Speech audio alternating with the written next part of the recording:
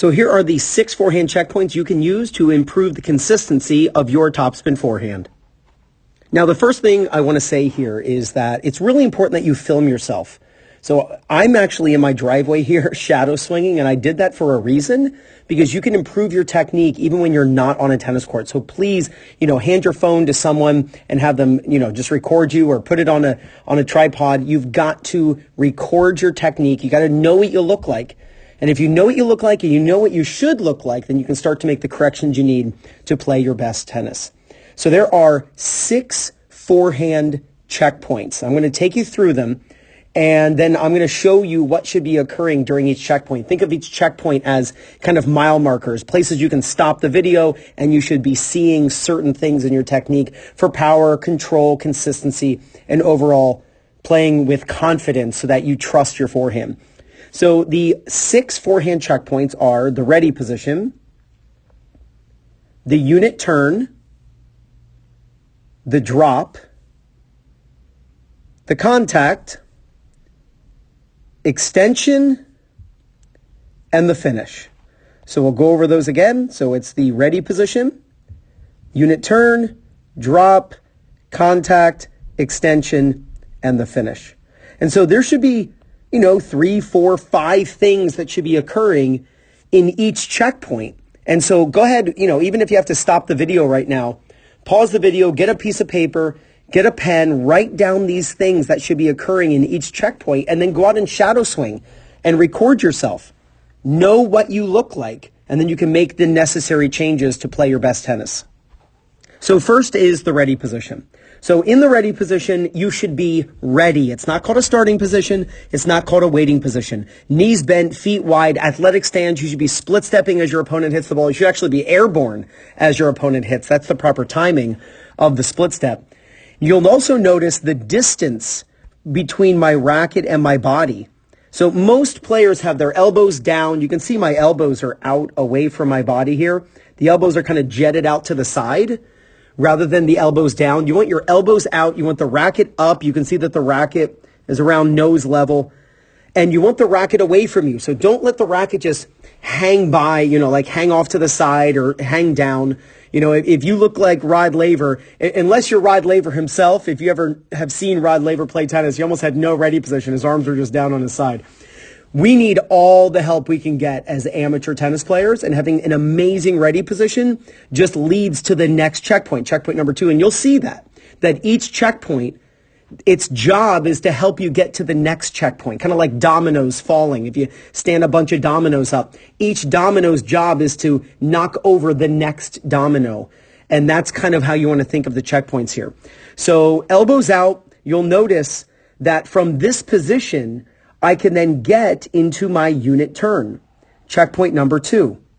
So the unit turn, you'll notice that I'm turning my body 90 degrees to the target, if not even a little more. So there's a coil that you've got to have. You've got to turn the body away from your target. You'll also notice that my left hand, since I'm right-handed, my left hand is on the throat of the racket. It's why it's called a unit turn. Right? So you don't want to just take the racket back with your arm. You want the entire body. There's such a benefit to synchronization between the body and racket. And when the body and the racket are working together, it only helps your forehand. So many players, the body's doing one thing and the racket's doing another. The hitting arm is doing another. So you want to turn as a full unit. You'll notice that when I take the racket back, a couple things occur. So this is checkpoint number 2. The racket head is slightly higher than my head. You'll notice that my chin is on my front shoulder. You'll notice that my back elbow is up. When there's space behind the elbow, and that's actually indicative here of the elbow and the hand being the same height. When the elbow and hand are the same height, that actually helps keep the racket from going too far back. You see a lot of players. And again, let me cut myself off here. It's really important to have the elbows out away from your body, because that's actually what leads to you turning and having the elbow up. So, right, it's not called a starting position. It's not called a waiting position. It's called a ready position. So please make sure that your elbows are out so that when you turn, your elbow is already up. You can see my armpit here. When the armpit is exposed from the back view, it means that the racket stays more on the hitting side of the body. Now, I don't mind if a player's racket goes like this, if it gets in line with the body. That's fine with me. You don't have to have the racket, in my opinion, stay only on the hitting side. If the racket head goes a little bit more behind the body, that's fine, because you're going to be swinging inside out anyway as you hit the ball. But what we don't want is the racket to go way back here. I don't want your racket going super far behind you. And so by having the elbow up and having it the same height as your hitting hand, that helps keep the racket more on this side of that green line, more on the right side of that green line, which just helps you not be late, right? When people hit hard, when they hit deep, as you return faster serves, if you have a swing that's very large, you're going to be in trouble often. Now, if you are Sloane Stephens and you have quite a large backswing, and you're that kind of athlete, then fine. Then you can get away with that type of swing. But most players cannot. And most players are going to want more of that Agassi size swing where the racket doesn't go onto the other side of the body, but that the racket actually stays on this side. Now, checkpoint number 3 is the drop. When the racket drops, you also want the body to drop. That's why I didn't call it the racket drop. I just called it the drop. Because not only is the body going down, or not only is the racket going down, but the body is going down as well. So if I draw a line at the top of my head and at the top of my racket, if I go down here, I'm just showing you on the right side. Look how both have gone down. So my head has gone down along with my racket. So you don't just want to drop the racket. As I mentioned, you want synchronization between the body and the racket. You want the racket and the body working together, right? Pulling in the same direction. That way you're going to get the most net benefit. So when you drop the body, what Vic Braden called sit in a chair, like you're sitting in a chair, sit and lift. When you get low, not only is that going to help you get farther below the ball, but then it gives you the ability to then come back up as you hit. I made a video maybe like a month ago of Tommy Haas hitting forehands and showing him how he sat down and then lifted. You want to go down as the racket drops, then you want to lift your body as you swing up. So you can see my body has gone down. You can see that from both the back view and the side view. You can see my body sinking. So the racket should go down and the body should go down. That's going to help you get farther below the ball, and it's also going to help you then later press with your legs to get that kinetic energy going all the way using that lower leg link, getting the part of the leg below the knee to actually use that and use ground force to help accelerate the racket. Now, when you are below the ball, you'll notice that my strings are closed. This is so important. This is really the culprit for so many mistakes in amateur tennis. So many players in this situation have their racket straight up and down.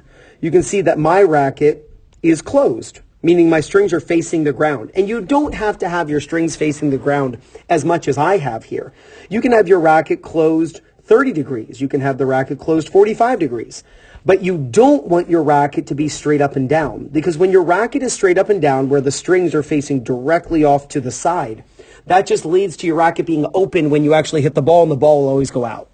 So you want to make sure that when you film yourself that your racket is closed, meaning you are tilting your strings down toward the ground. Depending on the grip you have, the amount your racket will close naturally will vary, but you just want to make sure that you want your strings facing down toward the ground.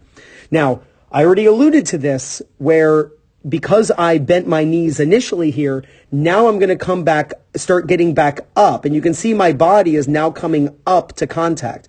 So if I draw that same line on the top of my head again, so the line is right there, watch how I come up to contact.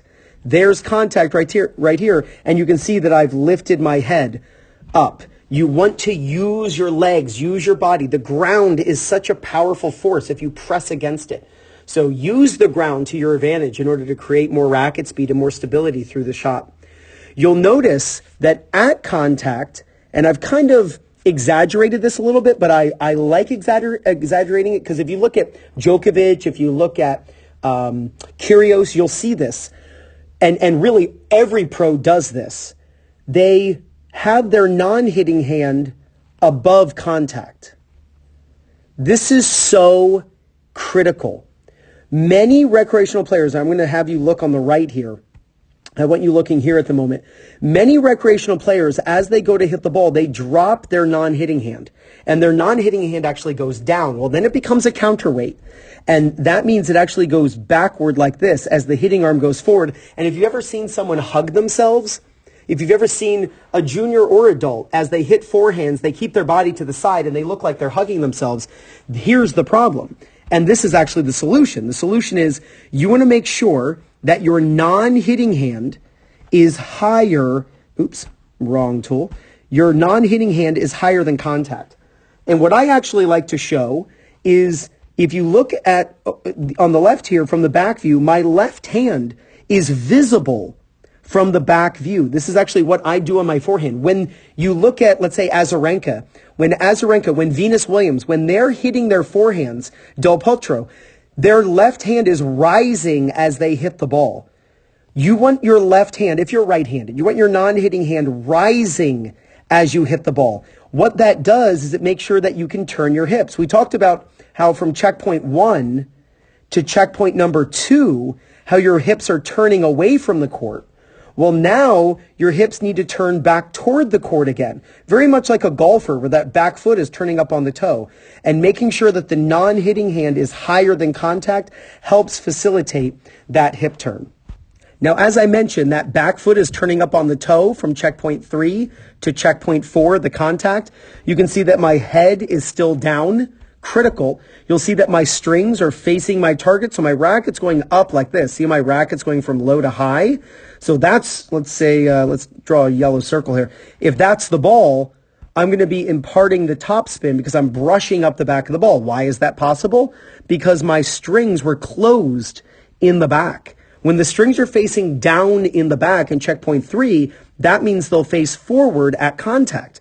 If they're on edge back here, as I drew, if the racket is on its edge in the back here, when you get to the ball, your strings will be facing wide open. And this is why people all the time, the ball goes way up over the fence when they're learning to play the game, because they put their racket in the back on edge. You want to tilt your strings down so you can roll and brush up the back. If you are someone who doesn't get enough topspin, make sure you're closing your racket face. If you're a coach, make sure you're asking your players and recommending that they close the racket face as the racket drops. That way, when they get to contact, their strings are facing forward, yet they're swinging low to high like they're swinging up a staircase.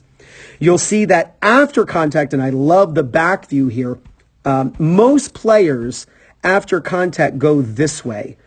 Most amateur players after contact swing way too much across their body, which is just going to lead to getting a lot of side spin and hitting very flat and not gaining the control and consistency and confidence that they're looking for. So I want you to notice the direction my racket travels. My racket travels up. Watch my racket. See how it goes up? The racket should be going up after contact. It shouldn't be going to the side. Now, if you're someone who doesn't close your racket face, you're not going to want to swing up.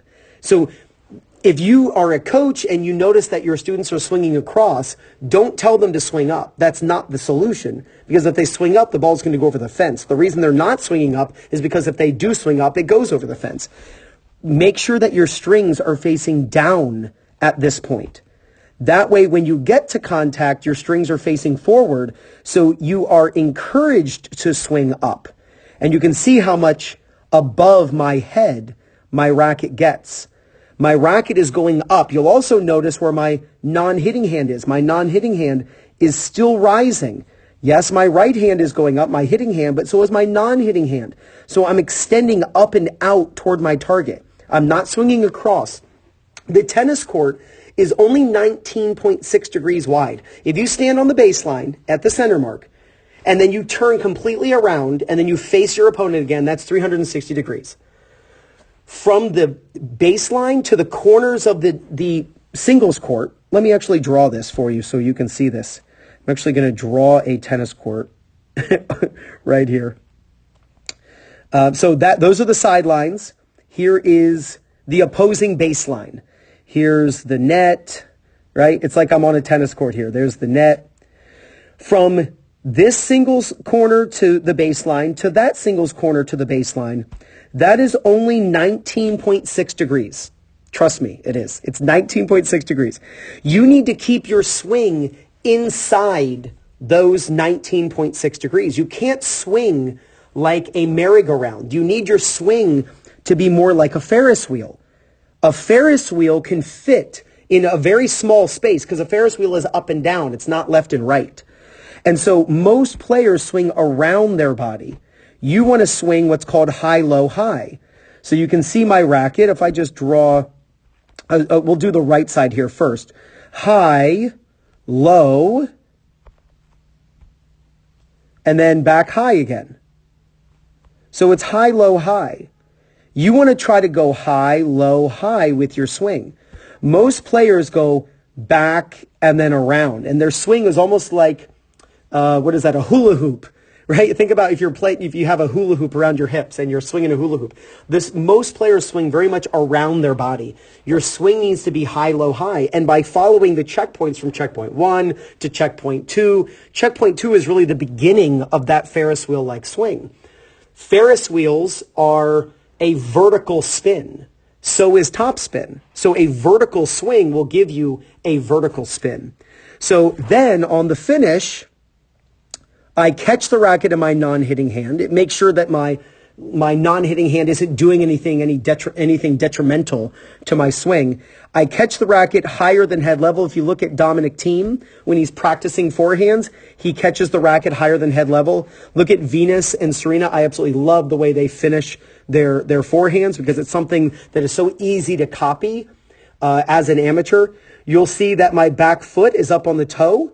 That's because my hips turned, and just like a golfer, that's a natural reaction with the back foot. If you're in a neutral stance, that's a natural reaction to turning the hips. So let's go over this again. You got checkpoint number 1, the ready position, athletic stance, your elbows out away from your body. What I tell my students is, in the ready position, I should be able to smell their armpits. If you're in your ready position, somebody should be able to smell your armpits because your elbows are out away from your body. Why do you want your elbows out away from your body? Because it makes sure that checkpoint number 2 is correct. You can see my strings are facing off to the side. Here, my strings are facing the camera. And that's because my elbow was up in my ready position. So now it's up in the turn. And my back elbow is the same height as my hand.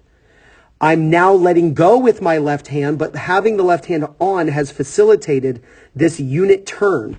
Look at Djokovic take his racket back. Non-hitting hand is on the racket past his head. Right? Here's my head, and my non-hitting hand has gone past my head while still being on the racket. That facilitates the unit turn. Then my body drops and my racket to help lower the racket below the ball. And the more you get below the ball, the more you'll be able to swing up in order to contact. You'll see that as I'm going to contact, my non-hitting hand is rising. Look at my non-hitting hand rise. I want you to look at Azarenka's forehand. After you watch this video, go look up Azarenka's forehand. Go look at Del Potro's forehand. Watch their non-hitting hand rise as they strike the ball. That is making sure that it doesn't go down. If your non-hitting hand drops, it becomes a counterweight and your hips cannot turn. It's vital that your hips turn on a forehand so you can swing up and out, inside out, towards your target for consistency. I'm looking down at contact. My head is down. You cannot see my eyes.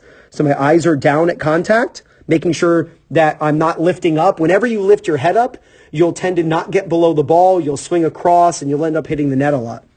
I'm swinging up to my non-hitting hand. The racket tends to go to the non-hitting hand. It's just the way it works. It's when we clap. When we clap our hands just anatomically, our hands tend to go toward each other. So if you make sure that your non-hitting hand is high, your racket will want to go high. And the more you swing up, the more the ball spins down with topspin, as long as you closed your racket face in checkpoint 3 here. As long as you close your racket face, you'll love swinging up, because you'll get tons of topspin. Just look at Nadal. He finishes up above his head, right? And he's got all that topspin. And then catching the racket in the non-hitting hand is just a great way to make sure that you lifted that non-hitting hand up, that you're on balance, and then you can immediately go back to the ready position. This is Ryan Reedy over at 2 Minute Tennis. I am so excited that you watched this video. Let me know in the comments below if you have any questions, and I'll talk to you really soon.